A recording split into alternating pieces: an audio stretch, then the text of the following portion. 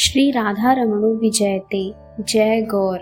आज पौष शुक्ल पूर्णिमा के दिन हमारे पूर्व आचार्य श्री श्री गोपीनाथ गोस्वामी पाद जी का तिरुभाव महोत्सव है। उनके चरणों में हम सब दंडवत प्रणाम करते हैं। ब्रज लीला में वे गंध मंजरी के रूप में विख्यात हैं। राधा रमन जी में जो संध्या आरती गाई जाती है, जय प्राण धन राधा रमण श्री गोपाल भट्ट जू के लाडले। इस संध्या आरती की रचना गोपीनाथ गोस्वामी पाद ने ही की है।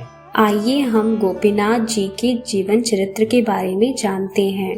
गोपीनाथ जी के पिताजी श्री माधव प्रसाद शर्मा प्रकांड पंडित और प्रख्यात चिकित्सक थे। इन्होंने अपनी चिकित्सा प्रतिभा के बल पर अप्रतिम धनोपार्जन किया। यह दान रूप में अनेक संस्कृत पाठशाला, चिकित्सालय एवं सार्वजनिक कूप निर्माण किए।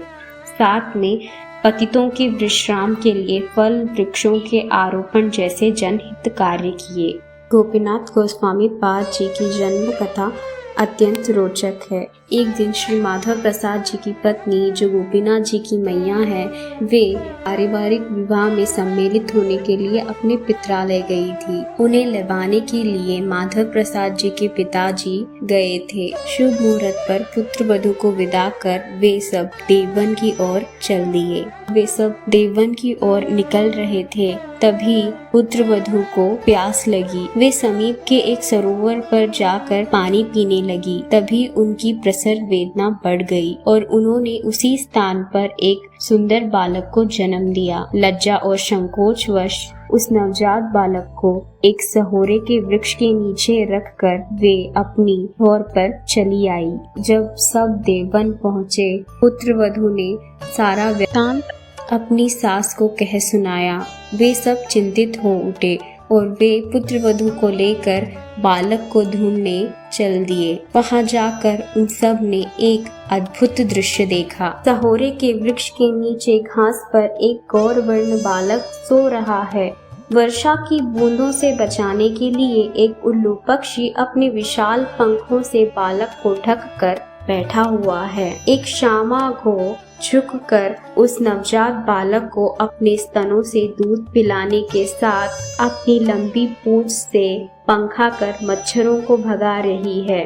समीप में ही एक भयानक काला सांप अपने विशाल फनों को फैलाकर बालक की चौकसी कर रहा है। इस घटना के बाद ही श्री राधा रमणीय गोस्वामी परिवार में ये कुल प्रथा प्रचलित है कि कोई भी सिहोरे की लकड़ी को न काटता, न तोड़ता, न जलाता है। उल्लू पक्षी का स्वर सदा अमंगल फलदायक होने पर भी सदा मंगलदायक माना गया है। आज तक इस कुल प्रथा के व्यक्ति को किसी सांप ने नहीं काटा। गौ के स्तन दान के कारण ही इन्हें गोस्वामी की पदवी प्राप्त हुई है। घर वालों ने इनका नाम गोपीनाथ रखा। श्री श्री गोपीनाथ गोस्वामी पाद की जय हो। गोपीनाथ गोस्वामी पाद कुशाग्र बुद्धि के बालक थे। उन्हें जो भी पढ़ाया जाता उसे वे शीघ्र ही ग्रहण कर लेते। अपनी प्रखर प्रतिभा के बल पर संस्कृत साहित्य, दर्शन तथा चिकित्सा विज्ञान में वे पारंगत हो गए। एक दिन जब गोपीनाथ जी आम्र वाटिका में विराज रहे थे, उन्हें सतत हरि नाम गान करते हुए श्री गोपाल भट्ट जी के दर्शन हुए।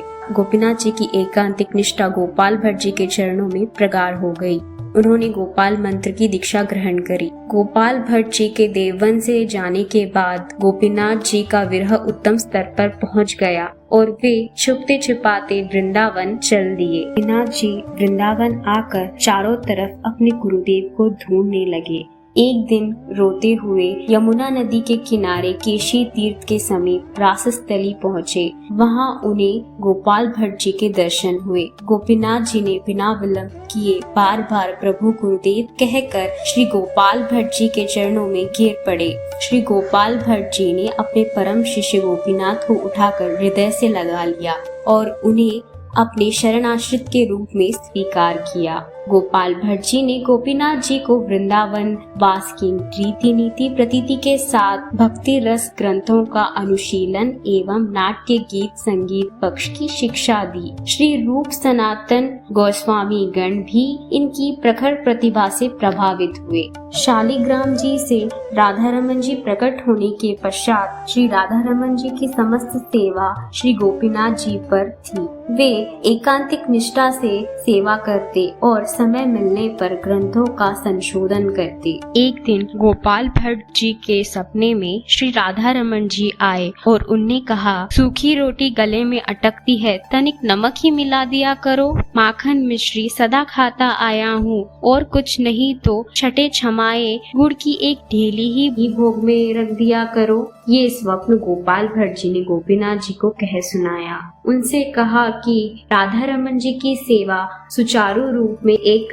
सत गृहस्थ ही कर सकता है। तब गोपीनाथ जी ने गोपाल भट्ट जी के चरणों में गिरकर कहा, हे प्रभु, मैं विवाह नहीं करना चाहता, मैं आपका चरणाश्रित बनकर ही राधा रमन जी की सेवा करना चाहता हूँ। ऐसा कहने के पश्चात गोपीनाथ जी ने अपने गुरुदेव को सांत्वना देते हुए कहा कि देववन में मेरा एक अनुज दामोदर है। दामोदर अत्यंत सुशील और सेवा भावापन है, उसे राधा रमन जी की सेवा सौंप दे।